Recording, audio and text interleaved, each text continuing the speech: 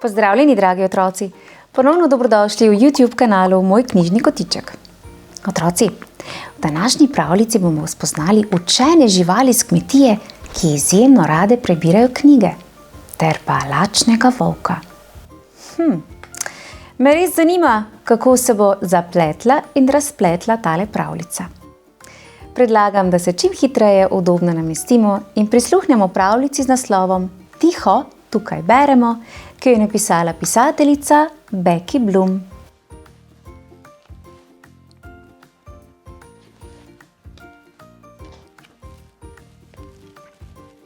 Po dolgih dneh hoje je volk prispel v mirno, zaspano vas. Bil je utrujen, bil je lačen in bolele so ga noge. Ostalo mu je le še malo denarja, ki ga je hranil za najbolj hude dni. Pa se je spomnil. Na robu vasi je kmetija. Tam si poiščem kaj za podzob. Pokukal je čez ograjo, ki je obdajala kmetijo, in zagledal pujska, račko in kravo, ki so sedeli na soncu in brali. Saj ne more biti res. Tako sem sestradan, da imam privide, je pomislil volk. Svoje žive dni še ni videl pujska, račke ali krave, ki bi brale knjigo. Toda bil je lačen, zato ni prav dolgo razmišljal o tem. Globoko je zajel sapo, skočil po konci in s strašnim tuljenjem planil na živali. Au! Piščanci in zajci so se na smrt prestrašeni razbežali v vse smeri. Račka, pujsek in krava pa se še zganili niso. Odkot ves ta neznanski trušč? Je zagodrnjala krava. Sploh ne morem zbrano brati. Ga, ne zmeni se za hrup, je rekla račka. Kaj vam pa je? Je vprašal volk. Ali ne vidite, da sem velik in nevaren volk? Boži, res da si, je odgovoril pujsek. Ampak kaj ne bi mogel biti velik in nevaren kje drugje? Radi bi v miru brali. Na naši kmetiji živimo lepo vzgojene in učene živali. Zdaj pa bodi tako dober in pojdi stran. Česa takega volk še nikoli ni bil doživel. Lepo vzgojene živali, učene živali, je ponavljal sam pri sebi. No, če je tako, se tudi jaz naučim brati. Je sklenil in jo s kmetije mahnil naravnost v šolo. Otroci so se čudili, da imajo volka za sošolca, vendar so se kmalu navadili nanj. Volk je bil resen in zagnan in z veliko truda se je naučil brati in pisati. In kmalu je postal najboljši v razredu. Zadovoljen sam sabo se je vrnil na kmetijo in preskočil ograjo. Jim že pokažem, je pomislil in odprl je knjigo in začel brati. To je mama, to ni Ivo, to je Meta. Veliko dela te še čaka, je rekla račka, ne da bi ga sploh pogledala. In pujsek, račka in krava so mirno brali naprej. Volkovo branje pa jih ni niti najmanj navdušilo.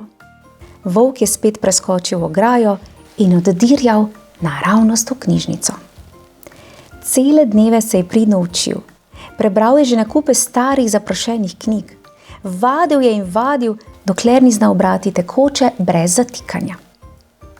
Zdaj bodo gotovo zadovoljni z mano, je menil volk. Prikorakal je do vrat ograje in potrkal. Zdaj bodo videli, je pomislil. Odprl je knjigo in začel brati. Nekoč so živeli 3 prašički in nekega dne jih je mama pujsa poklicala in mi rekla: Prenehaj s tem truščem! Ga je prekinila račka. Poboljšal si se, je pripomnil pujsek.